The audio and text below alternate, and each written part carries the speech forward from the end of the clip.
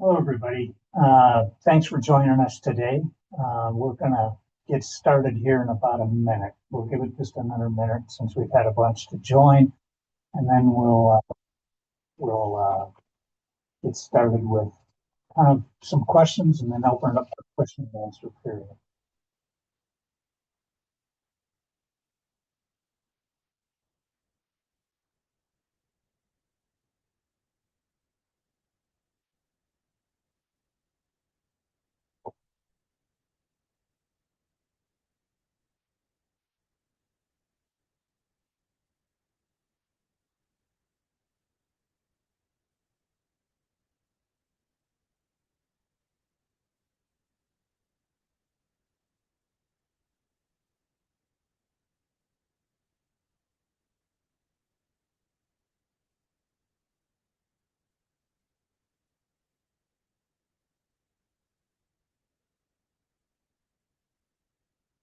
Well, I think we'll get started. We haven't seen anybody join here in a minute or so, so we'll get started. And those that can join later or can listen to a recording of this.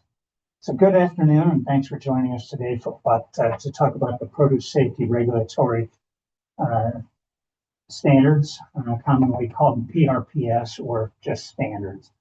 Joining us today is Commander Mark Chen with the FDA. Welcome, Mark. Hi, good afternoon. Mark, tell us a little bit about yourself, your background with the FDA, your involvement in the produce safety, and specifically your role in the produce standards. When did you become involved? How active have you been in the development and the implementation process? Sure. Long question. Sure, happy to do so. So good afternoon, everyone. My name is Mark Chen. I am with FDA's Division of Domestic Partnership, Coordination, and Integration. It's a very long name, often referred to as DDPCI. We are one of the divisions within the Human Foods Program of FDA. Specifically, we sit within the Office of Domestic Partnerships, which is within our super office of the Office of Integrated Food Safety System Partnerships.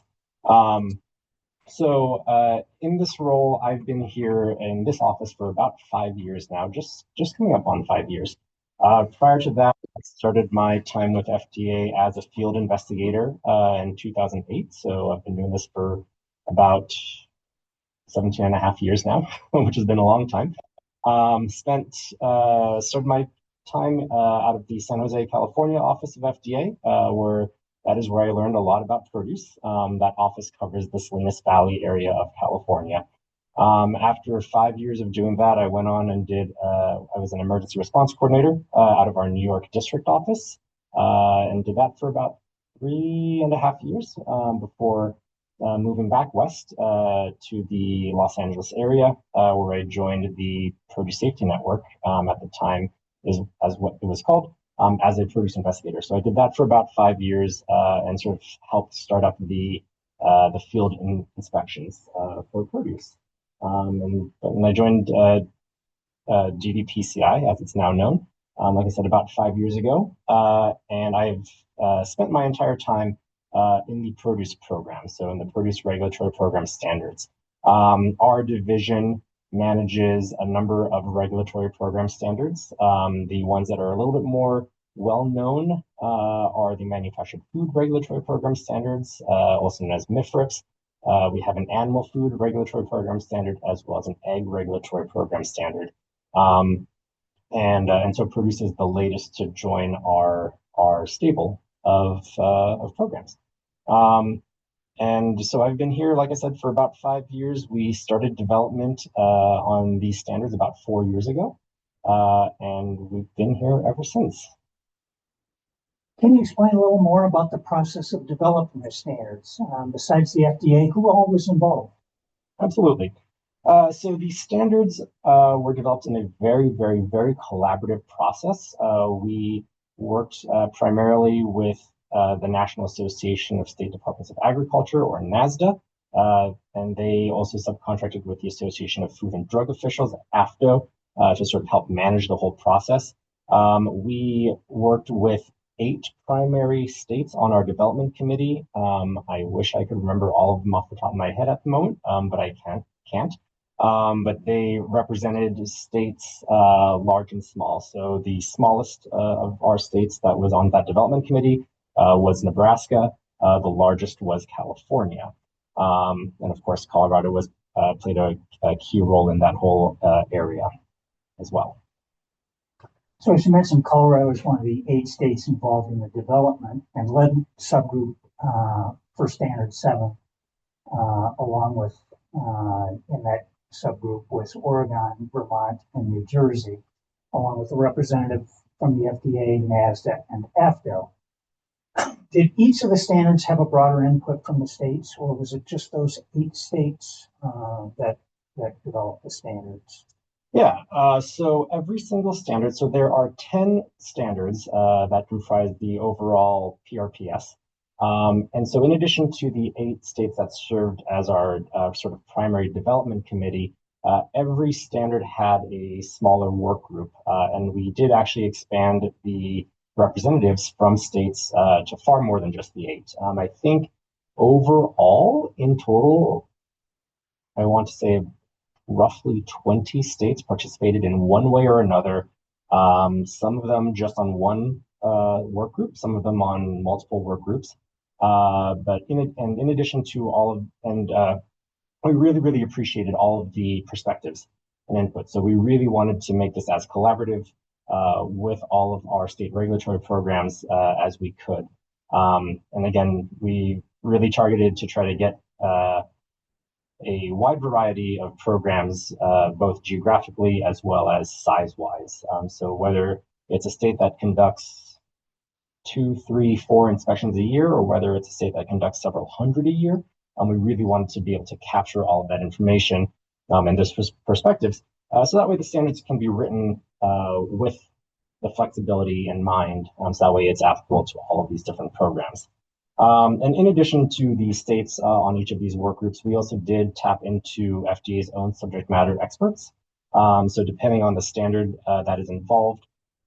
So for example, with standard 1, which is our regulatory foundation standard, we tapped into our our legal team to better make sure that we were getting all of the right information related to our authorities, the regulations, the rules.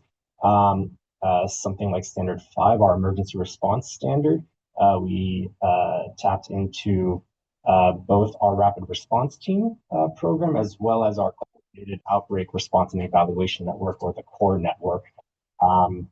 These are 2 programs within FDA that help us coordinate emergency response activities and are well aware of best practices. So we wanted to make sure that all of these different types of inputs were being considered.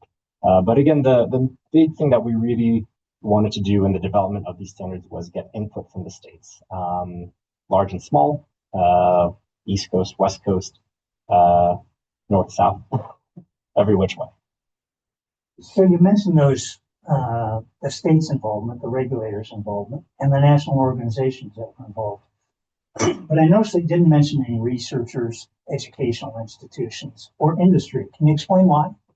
Yeah, so this might be hidden a little bit in the name of these standards. So these are the Produce Regulatory Program Standards. So these are standards that are intended for regulatory programs. These are not intended for industry. These are not intended for academia. The standards really are a framework. I don't want to call them quite best practices because it doesn't actually get into actual practices, but a good framework for regulatory programs.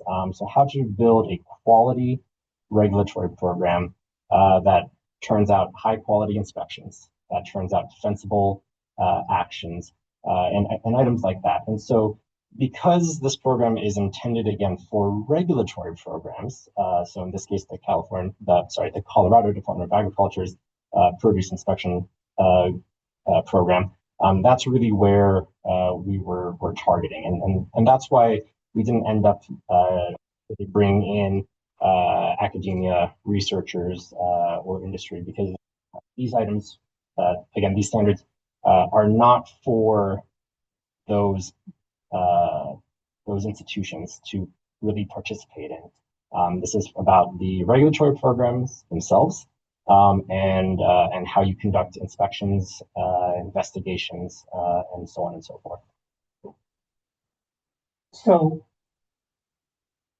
are there any commodity-specific guidelines within the standards for how a regulatory program conducts an inspection specific to any crops or crop practices that are within the standards? No, there are not. So again, as I just mentioned, the standards are regulatory program standards. So these are about how a program is operating, but we don't actually get into any specifics on what to look for or how to do things. Nothing related to specific commodities or crops or growing practices. Some of these items will be incorporated, but that's just coming from the produce safety rule. 21 CFR Part 112. So all of that's sort of what drives the actual inspections on the farm, right? So what you're looking for there. FDA does, of course, put out additional guidance related to certain practices or commodities or crops, but the standards here that we're talking about today do not actually address any of those items. Okay, thank you. Shifting gears a little bit, once the standards were developed, and what does implementation look like? Can you touch on the pilot process, phase 1, phase 2? When did it begin and which states were involved? Yeah, absolutely. So as I mentioned earlier, these standards, we kicked off development on them approximately 4 years ago in 2022. And we submitted the whole process. We finished it up in about mid-year of 2023. And we did need to go through a clearance process for federal activities through the Office of Management and Budget. Unfortunately, that process took a little bit longer than we expected. So these were published officially in December of 2025, and we were able to get out some of that public notification and our communications earlier this year.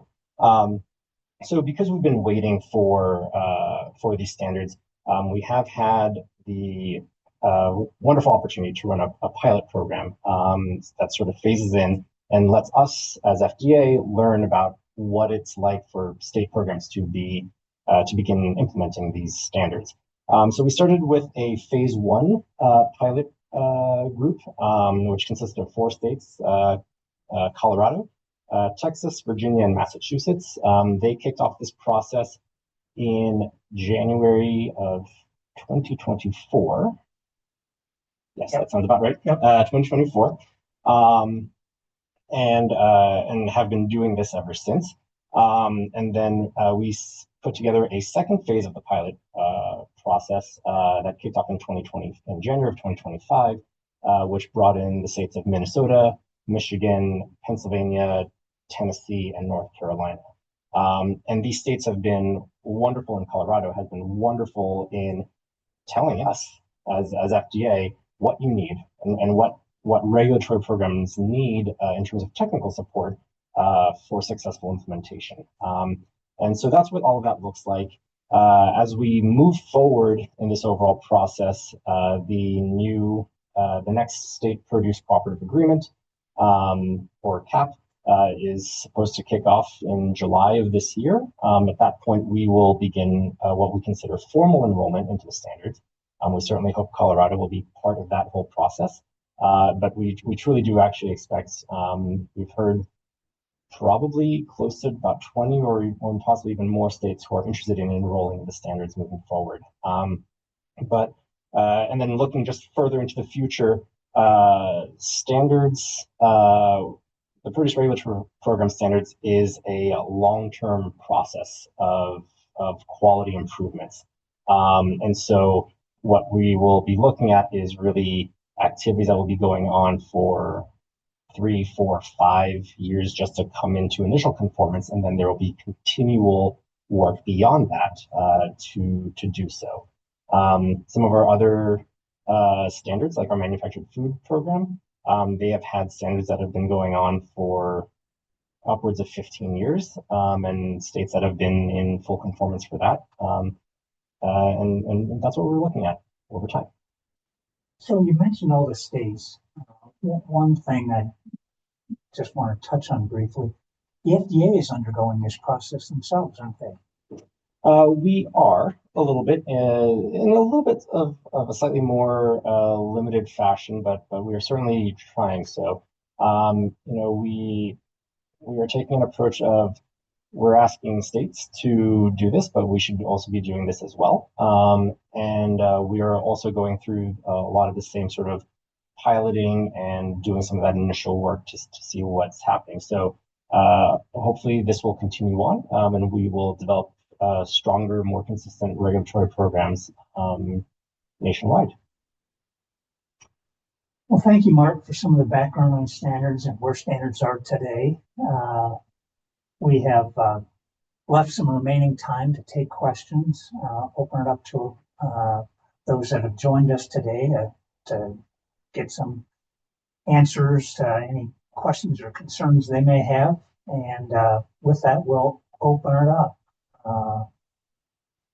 Does anyone have any questions?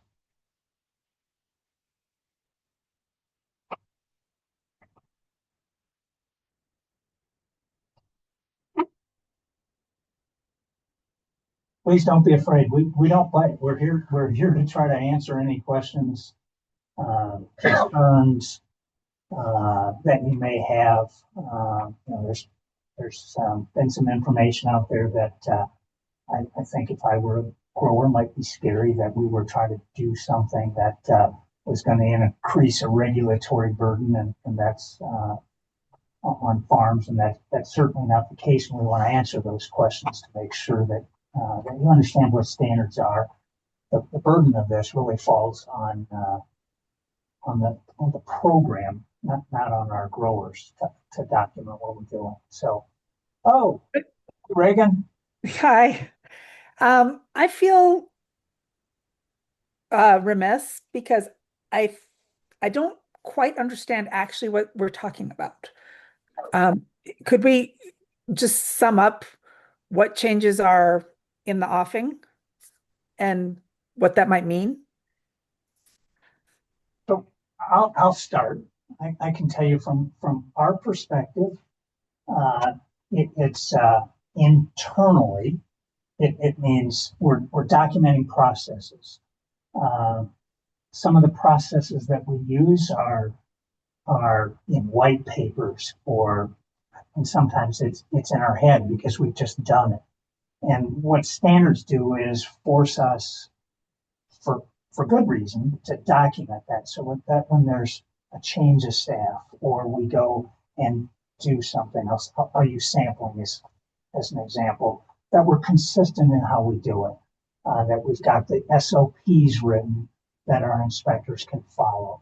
So it's about documenting our processes, but for the work that a farm would have to do, it doesn't change anything. It's just you're still the requirements of the produce safety rule don't change at all. How we address and how we look at how we enforce those doesn't change at all. It's only on our internal documentation of how do we schedule inspection. The things that you're already familiar with, our pre-inspection call doesn't change. We just have to be able to document it in a process that will be audited by the FDA. Anything to add, Mark? No, Dwayne, I think you summed it up pretty well. Again, the standards do not impose any new requirements whatsoever upon industry. The produce safety rule, part 112, is still as it is. If there are any changes related to either the rule itself or the interpretation of the rule, that does not come from my office. That comes from a completely separate office within the Human Foods Program, and that will have a wholly separate, very, very public process to go through that. So at this time, I know that we did send out a whole constituent update related to the publication of the standards here, but these standards really are, like you said, only for the regulatory program. So it's about, Colorado Department of Agriculture writing down in SOP format the things that you have been doing. In some cases, maybe tightening up certain processes, maybe putting down on paper certain time frames, things like that. But ultimately, it does not change anything for industry. And I'll give you one more example. We have forever required our inspectors to go through certain training exercises before they go to the field. Some of them are PSA grower that they may have taken through us or through CSU or through another state or through the PSA organization together. There's prerequisites that lead up to that. And we know internally that they all do it before we head into the field. And we require them to do some joint inspections with the seasoned officer when they start. And then we have continuing education training we do internally and externally. And we monitor that, but we don't document it real well. And so what this process does is force us to create a form that we can document all those, including the start date for every inspector, start date with the program with every inspector, every training they take to make sure they meet a minimum number of continuing education as well as the education that is required before they head into the field. So it isn't even changing our process or what we're requiring so much as requiring the program to document the actions that the inspector has taken. So those are just some of an example of the extra, I don't want to say work, but it's the extra things that we'll be documenting that we haven't done before in a form that can be audited. And, everything is now in written form instead of in somebody's head, or this is the way we've done it. Looks like you have a hand up. Oh, Thank you. absolutely. I think that's Eduardo. Yes, absolutely. First, let me start by thanking you all for taking the time to present this to all of us. You have answered a billion questions of mine, and I just want to make sure that my head is really well wrapped around some of these things because I had some written questions, but I think you have already addressed them. So forgive me if I'm asking you this again. It's just for me to make sure that or maybe it's not exactly the same way. It's just for me to make sure I understand this clearly. So if you guys are sort of, I guess what I'm trying to understand is what kind of the mechanisms will you use to make sure that there is true consistency in the interpretation of the product safety rule, knowing that there are areas within the rule that are so variable, like water, right? And to that end, I think. I guess how would you be able? I guess would these rules also be able to measure how is that inspection variability sort of measured between states so that it's less variable and more consistent across commodities? Does it make sense what I'm saying? Yeah, Eduardo, thank you for the question. I'm going to break this down into kind of two parts, and I'll try to answer, and then I'll have Mark try to. So first of all, the standards aren't prescriptive. There's basically, this is the objective on what you're going to document. They're not, they don't necessarily relate to the individual produce safety rule, like subpart E in this case. They relate to the training that we've recorded that they take to do it. So it's not prescriptive. And when you say, when we talk about how does it work nationally, so as I mentioned, the standards aren't prescriptive. So it doesn't say you will do X, Y, and Z to meet this objective for how you look at ag water.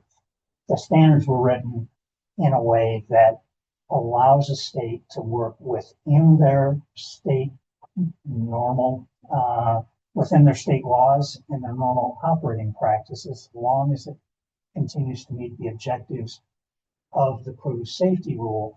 but it's only meant to how we document that we get to that objective. So it doesn't tell us how we have to enforce the rule. So we can look at, I'm going to use two really probably bad examples, but most water here is surface water. We take a lot of water out of canals or rivers or whatever. If we went to Massachusetts, a lot of water is well water. Well, the standard doesn't address either.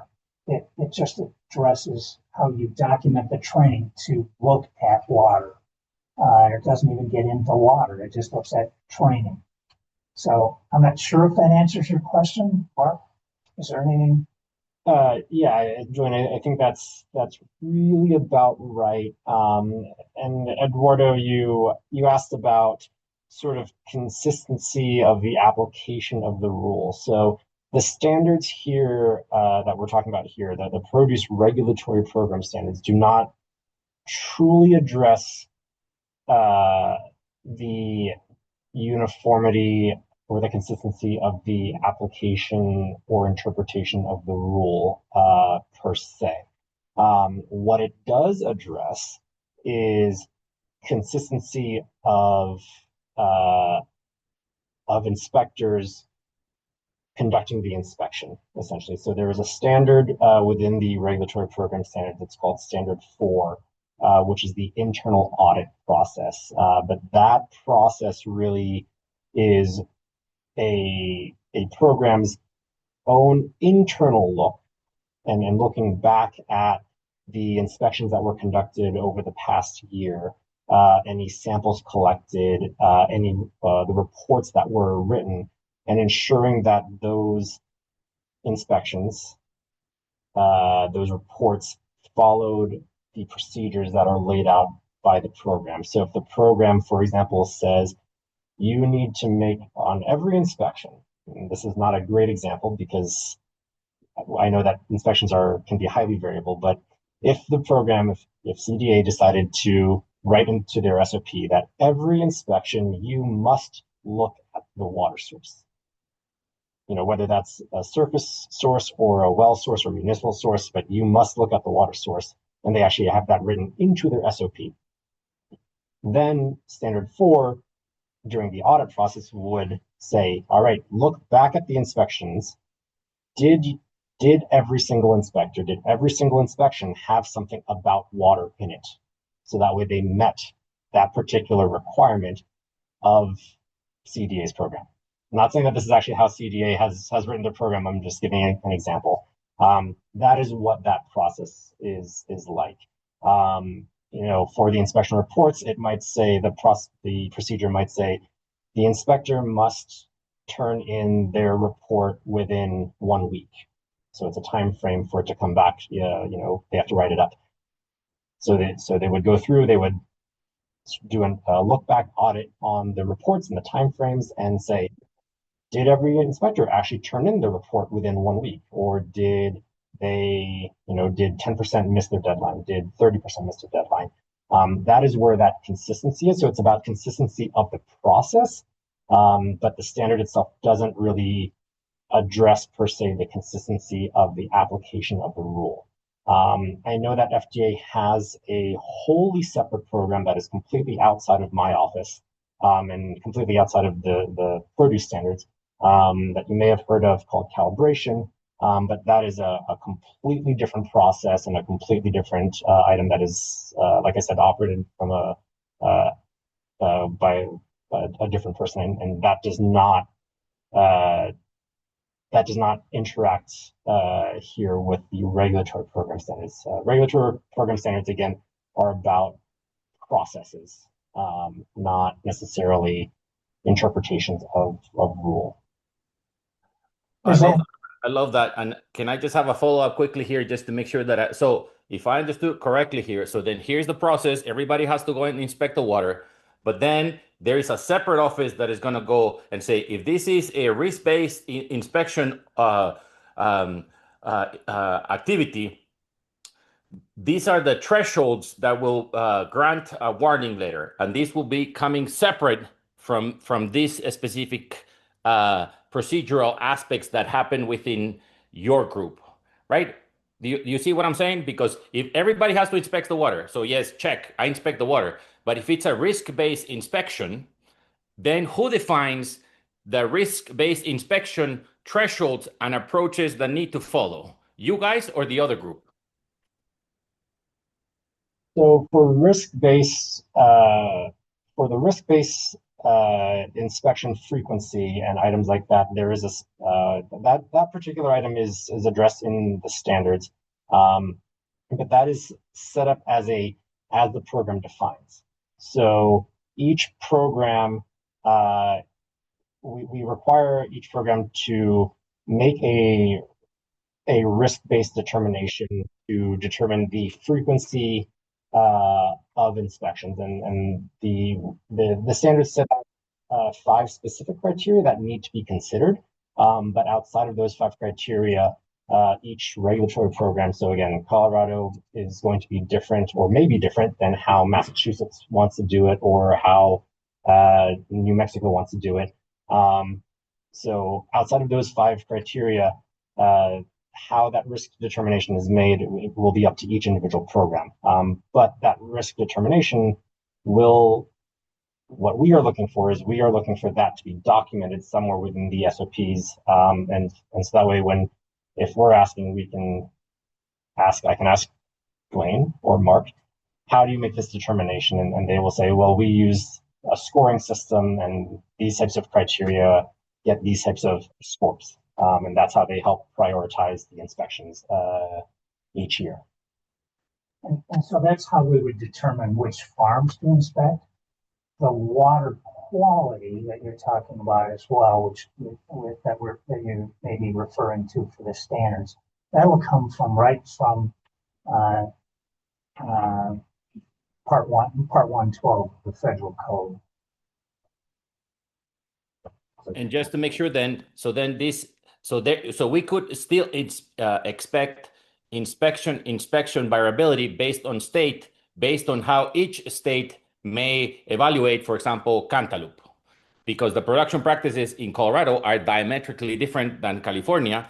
So each department will define those aspects, so we can still expect to have a variability maybe in the inspection of a cantaloupe farm in California versus one in Colorado. Does it make sense what I'm trying to say? I'm not sure if I 100% understand, but there may be variability between states on ag water, like I'll use, and that can vary because of climatic conditions. E. coli die-off rates are much different under low light than they are under high light, under high humidity compared to low humidity. But that's not defined in the rule, and it's not part of standards. So that's completely separate part. Thank you. Appreciate you.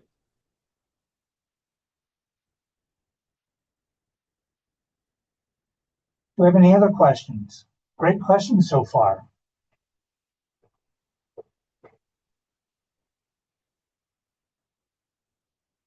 I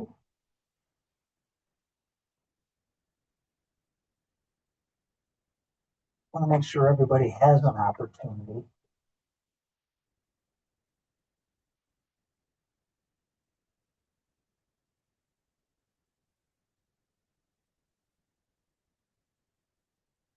If we don't have any more questions, we'll give everybody a 20 minutes or so back of their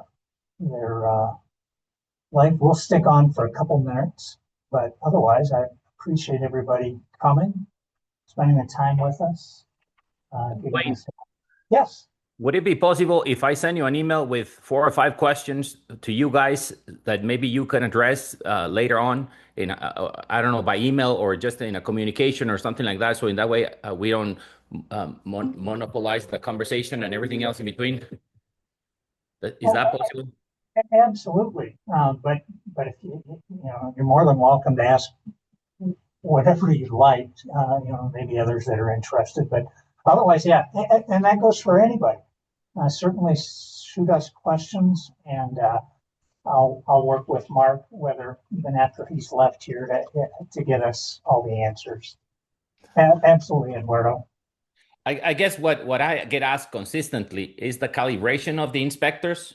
And so I understand clearly that what you guys are doing is basically saying this is how each state is going to run the activities and how we document everything and all that is specifically to you guys. I get that very clearly, right?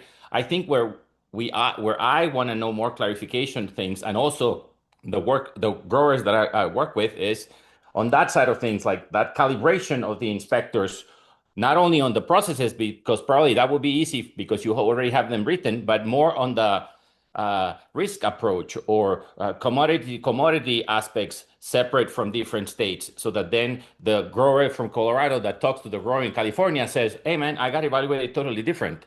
So I guess that's why I think those questions might be pertinent separate, so that we don't confuse anybody here on the goal of your town hall today, which is to explain specifically why did you develop these things for you specifically and not the grower or the academic or anybody else in between. Does it make sense what I'm saying? That's Eduardo, and you're right. We could just confuse folks of the two systems. The only overlap really here is would be our internal calibration, our internal audit process for inspectors, so that within the state they're all calibrated the same. But from one state to the next, yeah, that's a you're right. That's a different discussion that we could just confuse people. So we're happy to answer any questions, and I can work with Mark or whoever else at the FDA that I work with to get those answers and that. But thank you for the questions.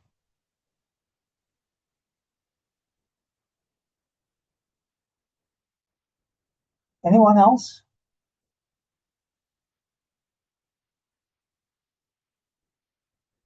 Well, I appreciate it, everybody. Thank you for joining us. We appreciate your time and your interest. So we'll see you again soon, maybe, and we'll make this available and put it on our website. So thanks, everybody.